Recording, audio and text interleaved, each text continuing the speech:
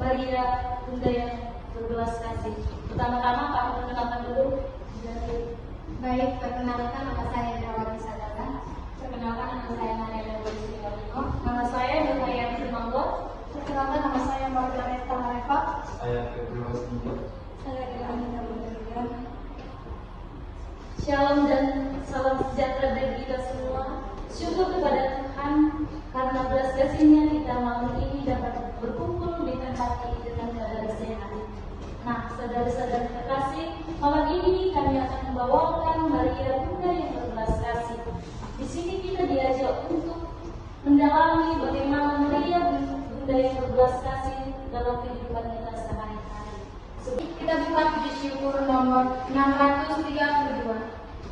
Dengarkanlah Maria. Kita bersama.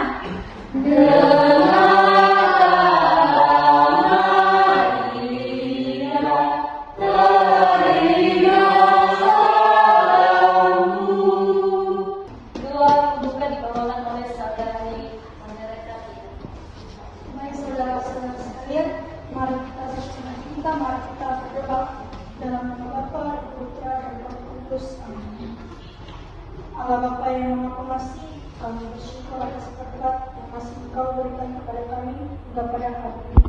Demi Yesus Kristus Putra-Mu, Tuhan dan Pengantar kami, yang hidup dan berkuasa bersama dengan Engkau dalam persekutuan Roh Kudus, Allah sepanjang segala masa. Amin.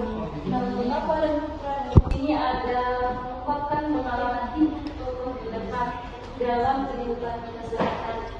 Saudara-saudari sekalian, pada kesempatan kali ini kita akan mendalami tema materi iman kita, yakni Maria Bunda yang berbelas kasih, di mana tujuan kita membahas tema tersebut ialah supaya kita lebih bisa membagikan kasih kepada sesama kita. Dari seorang ibu tua yang dianggap menyusahkan untuk ditinggalkan oleh anaknya didikan karena tidak mampu lagi merawatnya. Meskipun hatinya hancur, ia harus melakukan hal tersebut demi kelangsungan hidup keluarganya. Perjalanan agar anaknya tidak tersesat di jalan pulang. Tersebut mencerminkan kesetiaan, pengorbanan, dan kekuatan cinta seorang ibu yang dapat mematahkan segala rintangan demi kebahagiaan anaknya. Teman-teman, tadi kita sudah mendengarkan cerita tentang kisah seorang ibu yang dimana ibu ini hendak dibuang anaknya ke hutan. Nah, dari cerita tadi yang sudah kita dengarkan, ada pertanyaan ini yang dimana boleh kita sharingkan ya teman-teman. Nah, yang pertama itu bagaimana cerita jelata menggambarkan kekuatan kasih sayang seorang ibu dan pengorbanannya untuk anaknya. Bagi teman-teman yang ingin menjawab boleh diangkat tangannya ya teman-teman. Baik, terima kasih Ibu atas pertanyaannya. Cerita tadi menggambarkan suatu kasih yang begitu besar dari seorang ibu, di mana walaupun itu mau tua, dia masih memperdulikan seorang anak, yang dimana anak itu seorang yang egois mentinggal diri sendiri, tetap diletakkan di dalam supaya anaknya pulang heran timbuh dari supaya bisa anaknya pulang tanpa tersesat. Nah, di sini jelas kasih itu murni yang diberikan oleh ibu itu tanpa imbalan, bahkan imbalannya yang tidak baik kepadanya seperti itu. Amin. Baik, silakan saudara. Menurut dari yang telah dibacakan oleh kakak, ciri dari pengalaman saya yaitu ketika saya egois dan pernah menunjukkan semua orang. Biarpun saya berandal masuk ke mana aja pergi, nggak merasa kemana-mana, walaupun saya selalu berdoa, saya tetap berusaha untuk saya agar sukses ke depannya. Terima kasih kak. Sekian dari saya. Baik, terima kasih atas jawaban dari saudara-saudara. Nah, dari jawaban saudara-saudara tadi, apa saja perilaku konflik yang dapat kita lakukan untuk menghormati orang tua kita dalam kehidupan kita sehari-hari? Saudari Regina.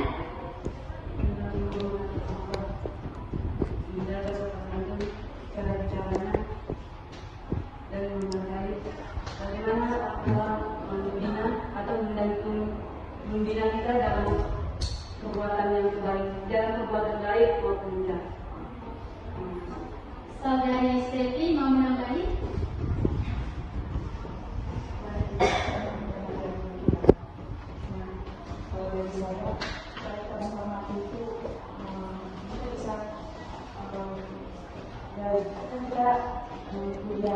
bersama pada waktu itu dengan bebas untuk melakukan kebaikan dalam kehidupan kita. Dengan cara kita dapat melakukan kebebasan. Baik, terima kasih atas jawaban dari saudara-saudari. Setelah kita sering kali mengalami hidup kita, di sini sebelum itu kita akan mendengarkan bacaan Injil. Inilah Injil suci Yesus Kristus menurut Matius.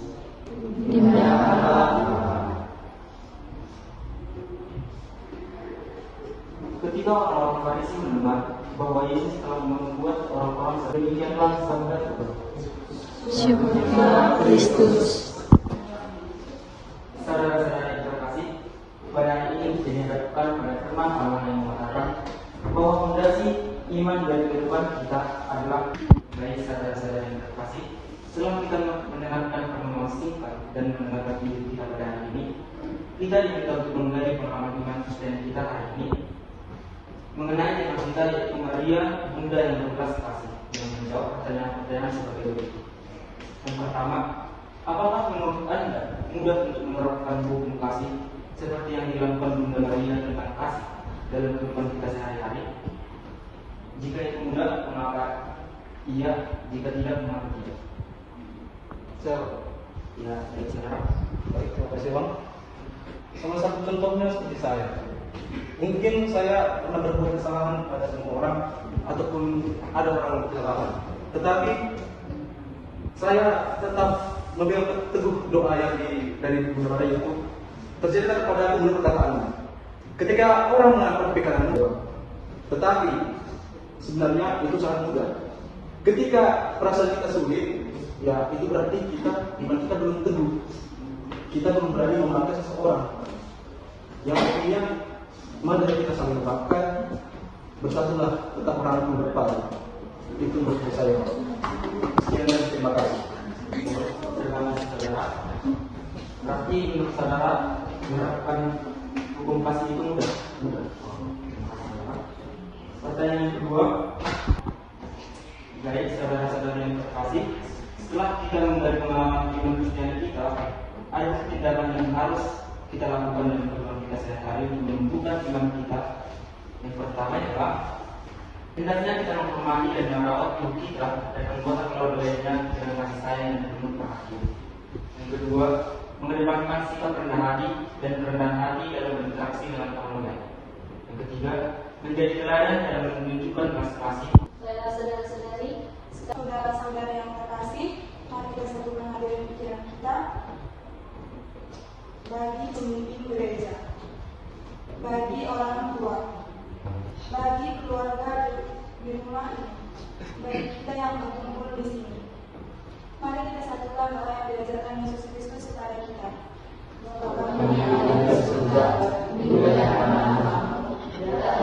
demikianlah katekesi singkat kita pada malam hari ini.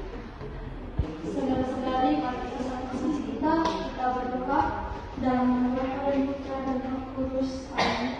Allah Bapa yang baik, kami bersyukur atasnya kepadamu dengan pengangkatan Kristus Tuhan kami. Amin. Dalam nama Tuhan Putra dan Roh Kudus. Ya, saudari-saudari, untuk menutup KTGC kita ini, kita buka puji syukur nomor 638. Hai pujilah segala bangsa. Kita bersama. Hai pujilah segala